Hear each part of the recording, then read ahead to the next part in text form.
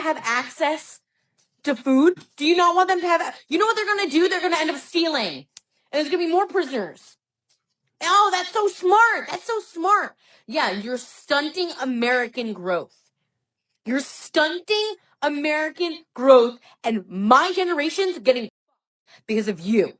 If your growth has been stunted, I shudder to think of what it would look like if it hadn't been stunted. Oh my God! What me and my kids gonna do? I only got $60 in my food. They cut my food stamps to $60. What me and my kids gonna do? Like, that's crazy. I looked at my thing, it said $60. What is that?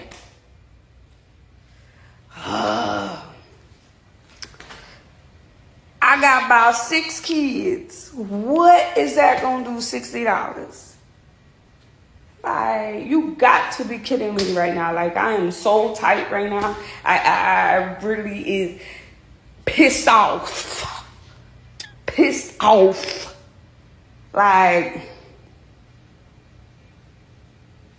and my public housing, like, what I'm finna do? I done got an eviction letter. Like, what am I finna do? I was living 3 years rent-free. Like, you gotta be kidding me. Like, what am I supposed to do now?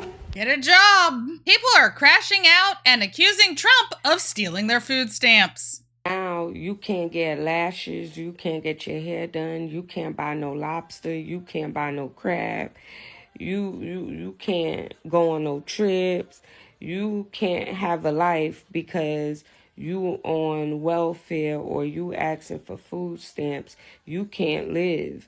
You just have to be on welfare and suffer. You can't get your nails done, no hair, no lips, no TVs, no cars, no nada. I think you forgot to mention that you're not going on Carnival cruises either.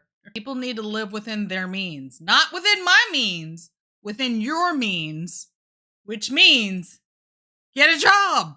If you're teaching your children that going to work and paying taxes is more important than whether or not their neighbors survive poverty or whether or not their neighbors have their basic survival needs met, like if going to work and paying taxes is more important to you than other human beings, will never relate to you. I can never, we used to tar and feather these people, okay? What are we doing out here? Everything that is free is paid for by someone who works. You're not getting no job. If you go get a job, they're going to take my Section 8. Then you won't be able to get no Section 8. You're not going to get no job. They're going to count your income against my Section 8 and my link card. You're not working. No. So I don't care what you got to say. I don't care how you feel. You're not working. You're not going to get a job. You're not going to school. You're not doing none of that. Get on Section 8. Find you a nice apartment. Go get you a link card. You will be fine. You don't have to sit up and work. You don't have to work no job. The government is here to help us. Whoa. And this is exactly why we need the work requirements. All able-bodied people need to be up and working if they want any type of government assistance. And even if they do get that, or when they do get that, it needs to be temporary.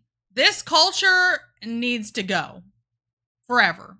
Somebody else in my comments said that I don't know why you even care so much. It's only about $4 a month that comes out of your taxes to go towards the EBT program. $4 a month times 12 months is $48. $48 is enough to cover a week's worth of breakfasts and lunches for myself, my husband, and my kids. And every single person that I stitched on here was a stay-at-home mom. Bertha here has an entire series about how she spends her $1,000 of EBT that she gets every single month. $1,000.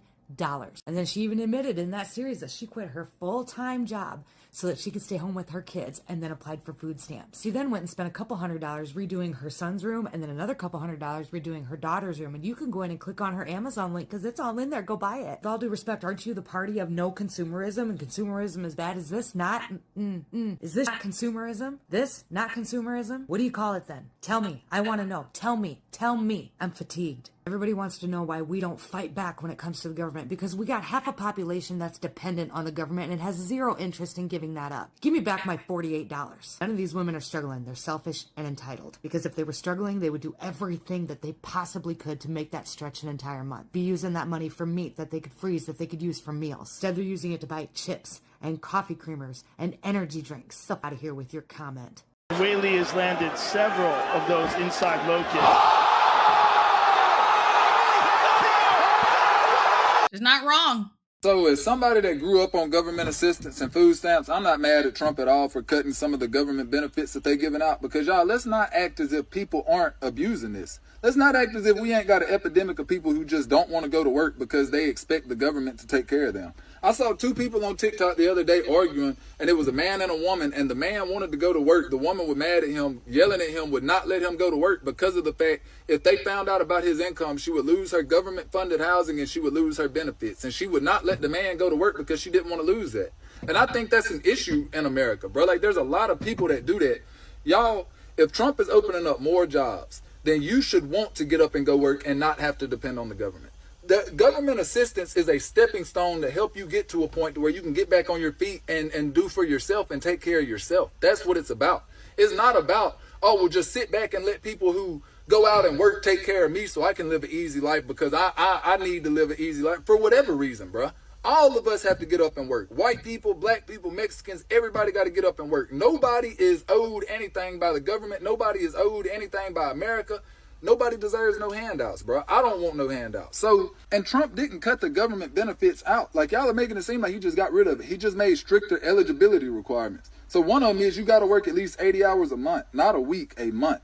That is 20 hours a week, 4 hours a day, Monday through Friday. Bro, if you can't do that, and you expect people who go out and work 50, 60, 80 hours a week to use their tax dollars to take care of you, then you the issue, bro. And you are the main ones that Trump is targeting to get off of this and get up off of y'all and go do something for yourself. So I'm not mad at it at all, bro.